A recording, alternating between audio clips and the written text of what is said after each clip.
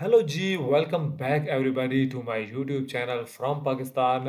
हम मुख्तलिफ तरह के वीडियोस लेकर आते रहते हैं और लास्ट जो वीडियो हमने अपलोड की है इस चैनल पर वो थी एक क्रूज़ के बारे में, कॉर्डेलिया क्रूज़ के बारे में।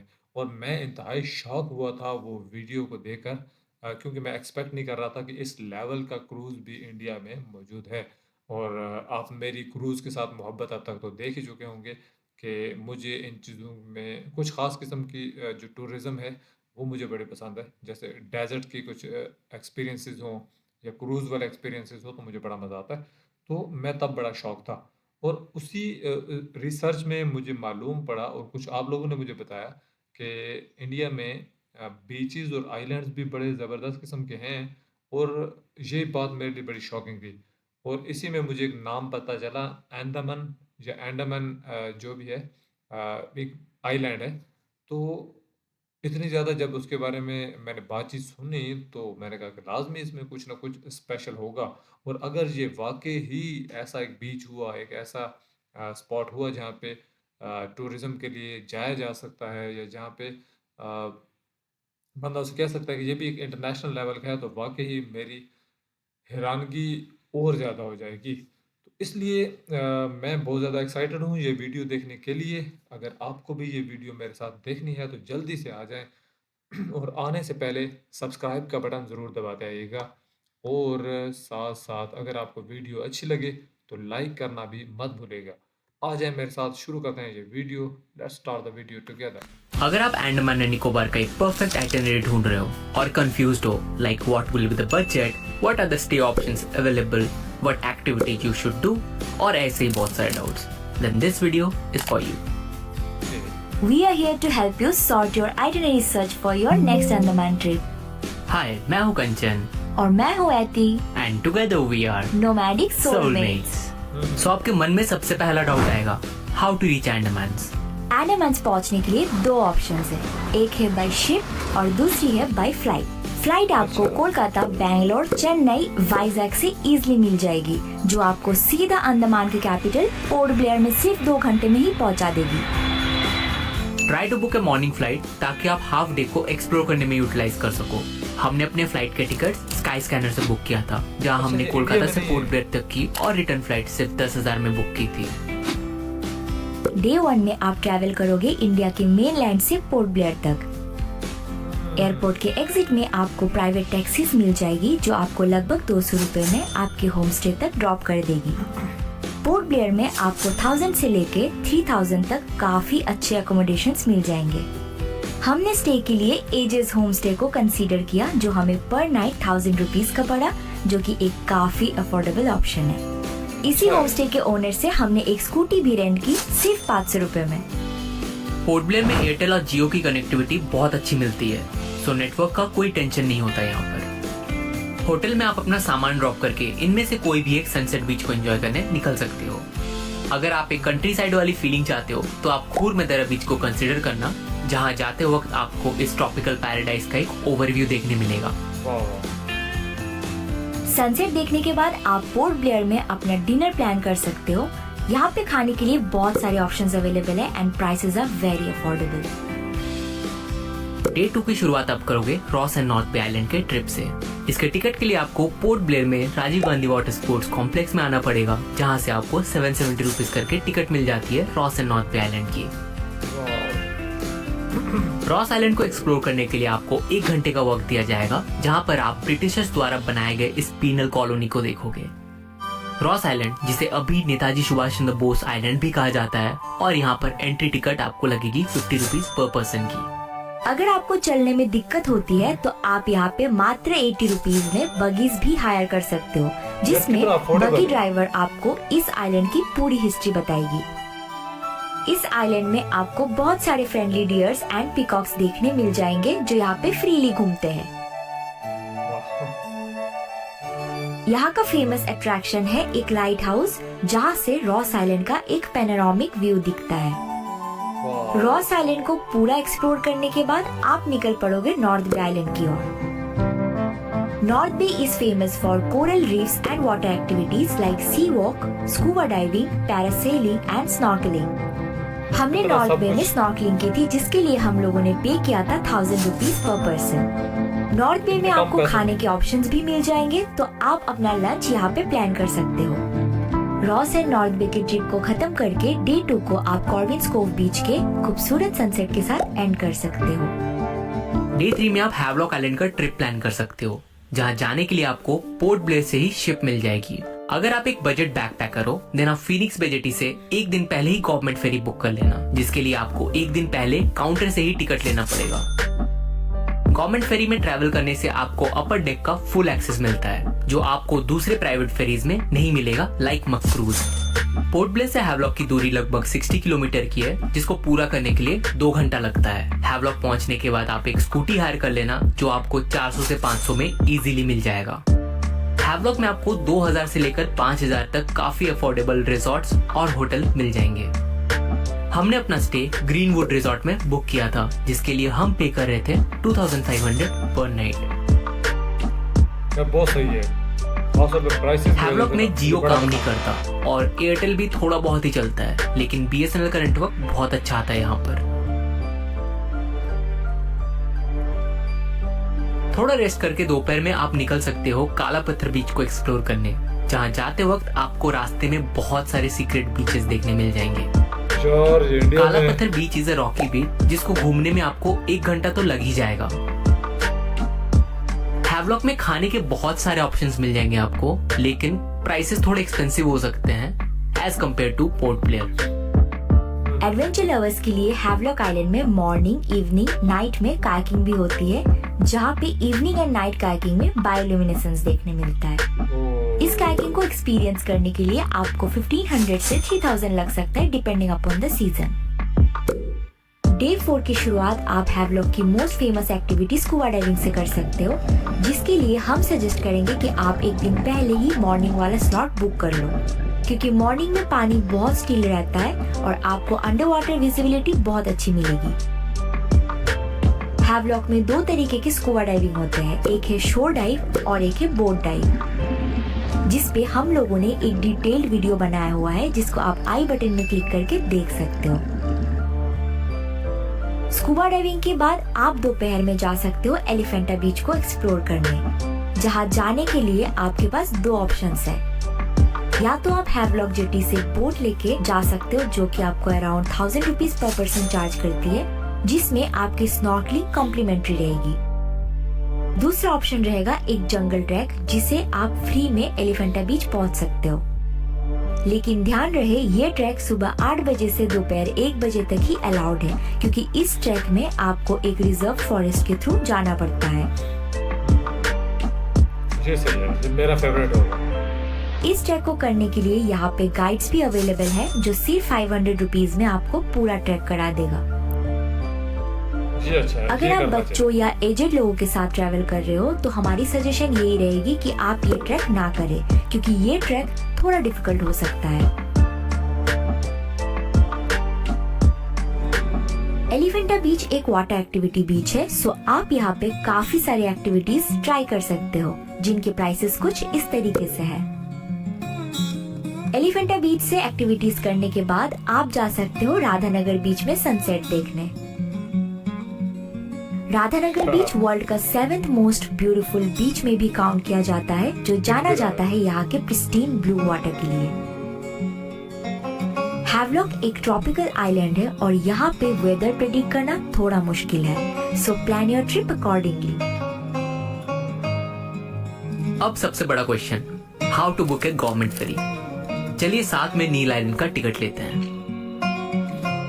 मॉर्निंग में 9 बजे टिकट काउंटर ओपन हो जाता है और सीट्स काफी लिमिटेड होता है यहाँ पर, सो ट्राई करना कि आप 15 से 20 मिनट पहले ही पहुंच जाओ। काउंटर में आपको एक फॉर्म दिया जाएगा, जहाँ पर आपको पैसेंजर के सारे डिटेल्स फिल करने पड़ते हैं और आपको आधार कार्ड या फिर कोई भी गवर्नमेंट आईडी वेरिफिकेशन के लिए देना पड़ता है।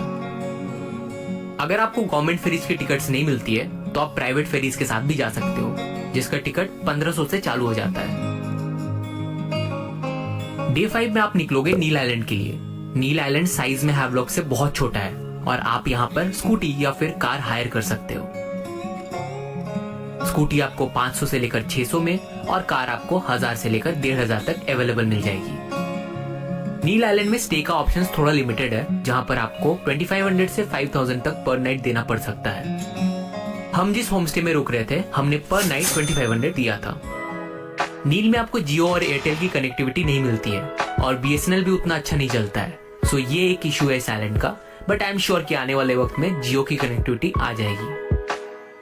ठीक है। बैग्स वगैरह ड्रॉप करके और थोड़ा रेस्ट करके आप निकलोगे लक्ष्मणपुर बीच पर सनसेट देखने। यहाँ से साउथ हैवलॉक का आपको बेहतरीन नजारा देखने मिलेगा और इवनिंग में यहाँ पे बीच पर ही कैंडल लाइट स्नैक्स का भी आनंद ले सकते हो। नील आइलैंड में खाने के ऑप्शंस लिमिटेड है और थोड़ा एक्सपेंसिव हो सकता है as compared to Port Blair.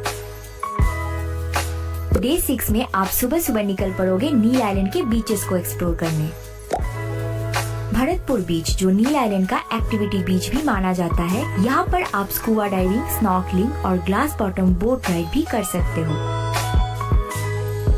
हमने ऑलरेडी स्कूबा डाइविंग और स्नॉर्कलिंग किया हुआ था, सो हमने नील में कोई एक्टिविटीज नहीं किए थे। भरतपुर बीच के बाद आप जाओगे यहाँ के नेचुरल रॉक फॉर्मेशन को देखने, जो यहाँ का एक मेन अट्रैक्शन भी है। इस रॉक फॉर्मेशन में जाने के लिए आपको कार नील आइलैंड के चौक में आपको ड्रॉप कर देगी, जहाँ से आप ऑटो पकड़ के पहुँच जाओगे लक्ष्मणपुर बीच में। ये बीच एक डेड कोरल बीच है, जहाँ पर कभी कभी लो टाइड की वजह से ऐसे क्रेविसेस में फिशेज आके फंस जाते हैं और आप उन्हें खाना भी खिला सकते हो। यहाँ पर आप 500 रुपीज में एक गाइड भी हायर कर सकते हो, जो आपको यहाँ की मरीन लाइफ की जानकारी देगी। इस आइलैंड में एक सनराइज बीच भी है, जिसे आप सुबह एक्सप्लोर कर सकते हो अगर आपके पास वक्त रहे तो। हमने सीतापुर बीच को स्किप किया था। कमिंग बैक, नील आइलैंड से आप सेम डे निकल सकते हो पोर्ट ब्लेयर के लिए। नील से निकलते वक्त अगर आप इवनिंग वाली फेरी लेते हो तो आपको एक बेहतरीन सनसेट देखने का मौका मिलेगा। पोर्ट ब्लेयर पहुंचने के बाद आप उस दिन रेस्ट लेना, क्योंकि next day will be a day full of adventure. अच्छा, अभी डे रहता है 7 में आप निकलोगे बाराटांग के ट्रिप पे, जो मिडिल अंडमान का एक हिस्सा है। बाराटांग जाने के लिए आपको जारावा रिजर्व फॉरेस्ट क्रॉस करना पड़ता है, जिसमें रहती है यहाँ की ट्राइब्स, जिसे जारावा ट्राइब्स भी कहा जाता है। रिजर्व फॉरेस्ट में गाड़ियों की कॉन्वॉय लगती है, सो ट्राई करो कि आप 4 बजे तक पोर्ट ब्लेयर से निकल जाओ। जीरकटांग में आपकी आईडी वेरिफिकेशन होती है और इस ट्रिप के लिए आपको कार से जाना कंपलसरी है, जिसके लिए आपको 5000 रुपीज से 6000 रुपीज तक देना पड़ सकता है। अच्छा। अगर आप एक सोलो ट्रैवलर हो देन आप गवर्नमेंट बस का भी सहारा ले सकते हो। ये सही है, क्योंकि जारावा बहुत रिजर्व महंगा फॉरेस्ट है। क्रॉस करके आप पहुंचते हो मिडल स्ट्रेट आइलैंड पर, जहां से एक गवर्नमेंट फेरी लेके आप पहुंचोगे Baratang. Baratang is famous for limestone caves and mud volcanoes. Caves पर जाने के लिए आपको ऐसे स्पीड बोट्स हायर करने पड़ते हैं, जिसके चार्जेस रहते हैं कुछ 800 रुपीज पर पर्सन। अगर आपके पास थोड़ा कम वक्त है देन आप मड वॉल्केनो को स्किप भी कर सकते हो, लेकिन इस बाराटांग के ट्रिप को करने के लिए आपको 1 दिन का वक्त लग ही जाएगा।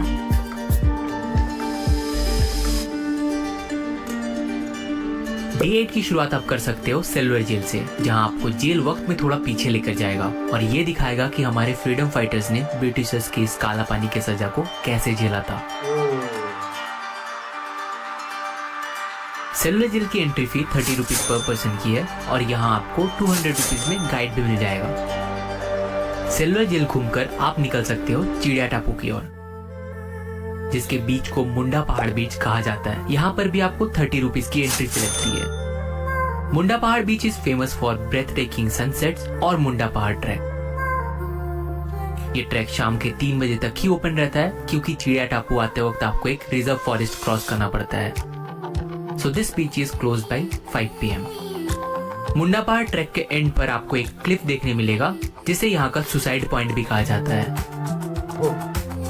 क्लिफ से आपको एक 270 डिग्री का पैनोरामिक व्यू देखने मिलेगा, बट ट्राई करना कि आप यहाँ से शाम होने से पहले ही निकल जाओ, क्योंकि यहाँ नेटवर्क की थोड़ी इशू हो सकती है और आप बीच में फंस सकते हो। इस ट्रिप को खत्म करके आप अपने होटल में रेस्ट लेने के बाद नेक्स्ट डे वापस अपने घर निकल सकते हो with lots and lots of memories. इस ट्रिप में हमें लगभग 35,000 रुपीज पर पर्सन का एक्सपेंस आया था इंक्लूडिंग फ्लाइट्स, जिसकी टोटल कॉस्ट ब्रेकडाउन कुछ इस तरह है।